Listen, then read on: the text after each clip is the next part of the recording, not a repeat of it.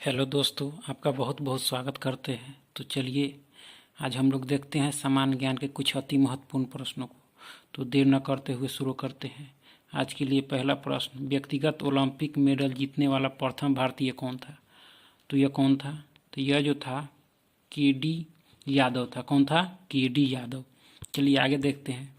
संग्रह मधुशाला किसने लिखी है? संग्रह मधुशाला किसने लिखी है? तो यह जो लिखी है वह लिखी है हरिवंश राय बच्चन ने। किसने? हरिवंश राय बच्चन ने।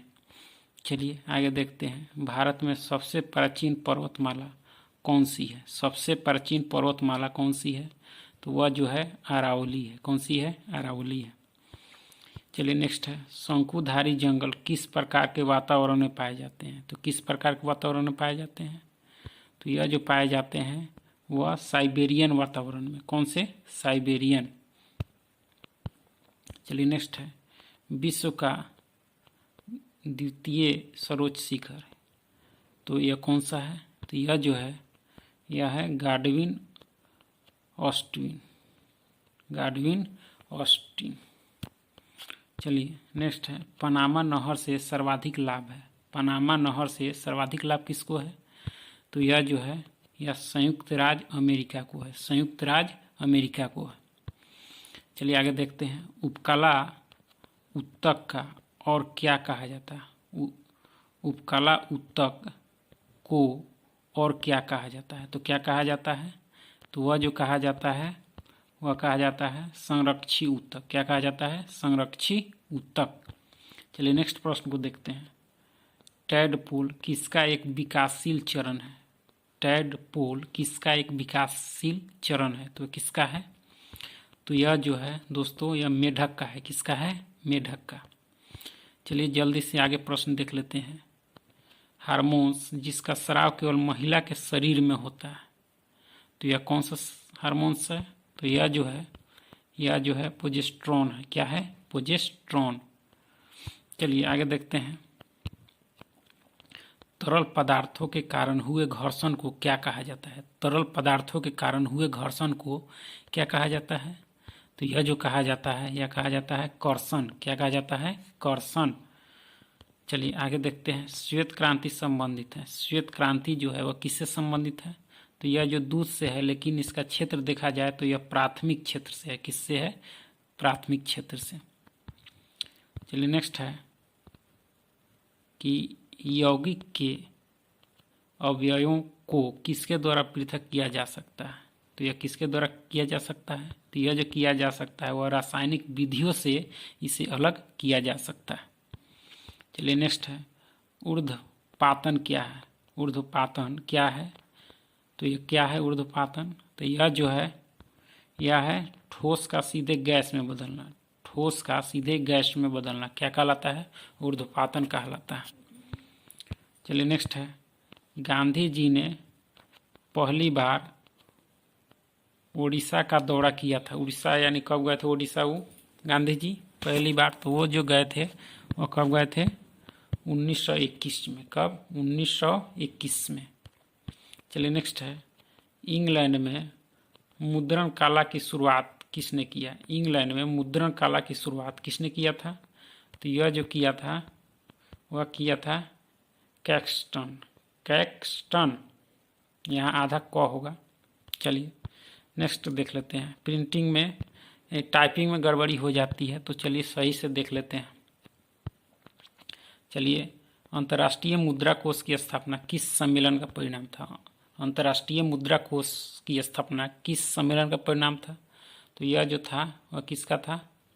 ब्रेटन वुड्स सम्मेलन। नेक्स्ट है, विश्व में खनिज तेल का सबसे बड़ा उत्पादक राष्ट्र कौन सा है? खनिज तेल का सबसे बड़ा उत्पादक राष्ट्र कौन सा है? तो यह जो है सऊदी अरब है। क्या है? सऊदी अरब। चलिए नेक्स्ट है, दक्षिण एशियाई विकास कोष की स्थापना किसके द्वारा की गई है? दक्षिण एशियाई विकास कोष की स्थापना किसके द्वारा की गई है?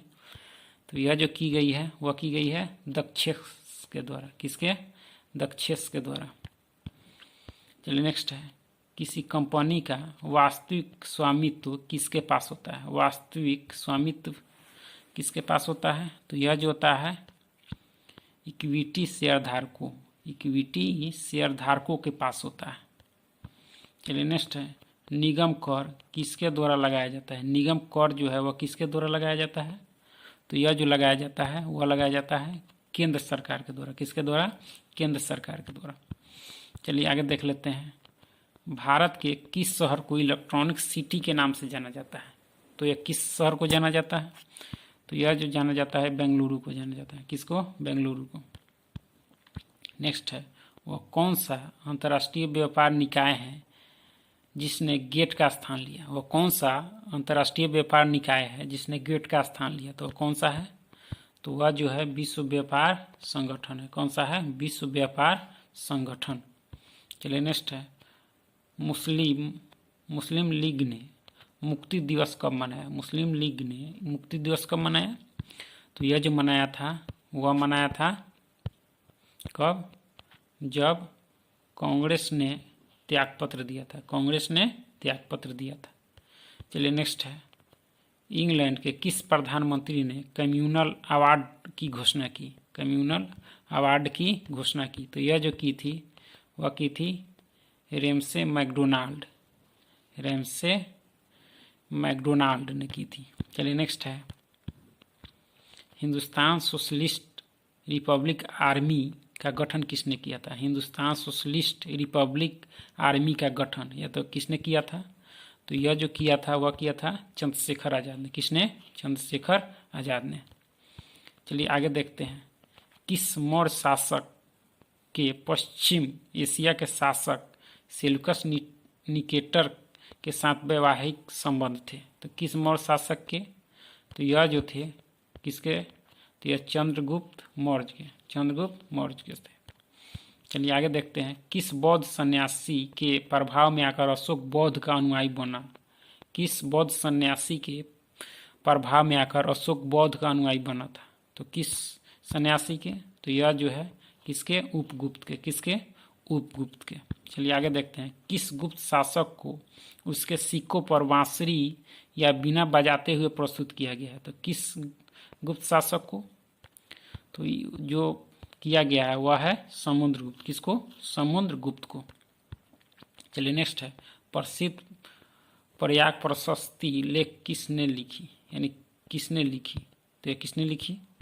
तो यह जो लिखी हरिसेन ने लिखी। किसने? हरिसेन ने। चलिए आगे देखते हैं, विश्व प्रसिद्ध मयूर सिंहासन किस मुगल इमारत में रखा है? मयूर सिंहासन किस मुगल इमारत में रखा गया है?